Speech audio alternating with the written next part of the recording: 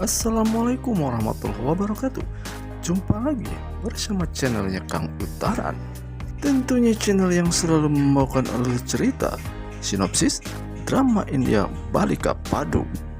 Di adegan pertama, Tuan Mahathir berencana untuk meminta maaf kepada semua warga yang ada di situ, dan kemudian ia pun akan berniat mengembalikan surat-surat tanah dari orang-orang yang telah meminjam uangnya.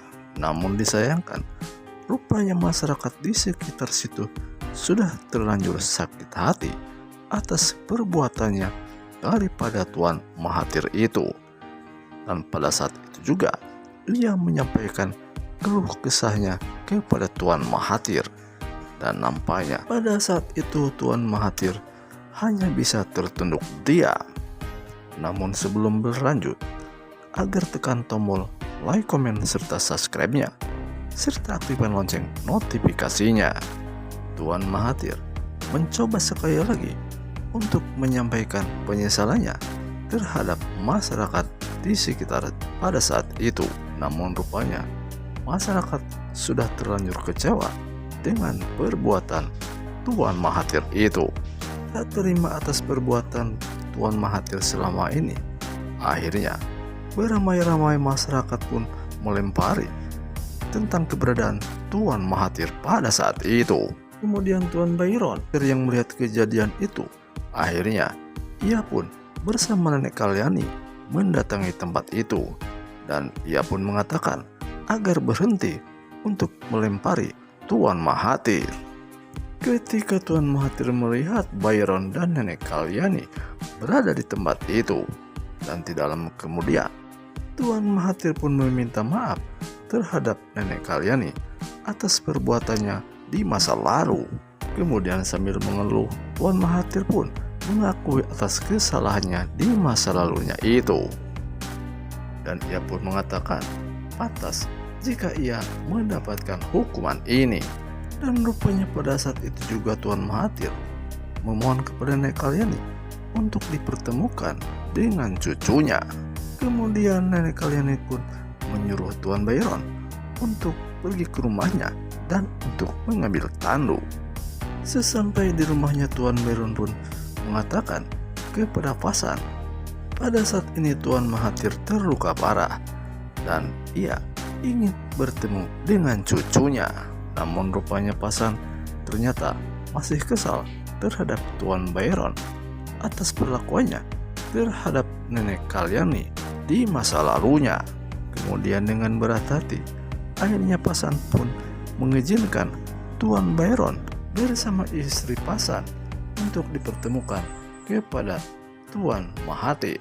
Namun setelah Tuan Mahathir dipertemukan dengan cucunya itu, ternyata pada saat itu pun Tuan Mahathir tidak sadarkan diri karena mungkin luka parah yang dideritanya pada saat itu.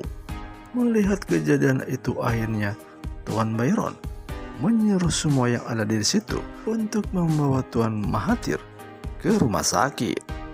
Lalu Nenek Kalyani pun mengajak Fasan untuk ikut ke rumah sakit, yaitu dalam perawatan Tuan Mahathir. Sesampainya di rumah sakit, tidak menunggu lama, akhirnya dokter pun menyuruh perawat untuk memasukkan Tuan Mahathir ke ruang operasi. Di saat semua orang sedang menunggu, dan tidak lama kemudian keluarlah seorang dokter. Kemudian ia mengatakan jika Tuan Mahathir kekurangan darah dan ia sekarang sangat membutuhkan darah, sedangkan persediaan di rumah sakit pada saat ini sudah menipis dan juga tidak ada darah yang cocok. Lalu dokter menyarankan kepada semua keluarga untuk mendonorkan darahnya. Siapa tahu di antara mereka ada yang cocok. Setelah semuanya diperiksa ternyata tidak cocok, hanya tinggal satu, yaitu Fasan. Akhirnya Nenek Kalyani pun menyuruh Fasan untuk mendonorkan darahnya untuk Tuan Mahathir. Karena walaupun gimana, Tuan Mahathir adalah ayah Fasan. Lalu Fasan pun pergi untuk berniat mendonorkan darahnya. Setelah lama di dalam kamar operasi, lalu dokter pun keluar dan memberitahu kepada mereka semua jika pada saat ini Tuan Mahathir sudah siuman. Dan dokter pun mengatakan kalau pada saat ini Tuan Mahathir selalu menyebut-nyebut nama Pasan. Lalu nenek kaliannya pun menyuruh Pasan untuk menemui di kamar perawatannya itu. Ketika itu Tuan Mahathir pun masih tetap menyebut nama Pasan. Dan setelah Pasan masuk ke dalam kamarnya, tidak lama kemudian akhirnya Tuan Mahathir pun sadarkan diri.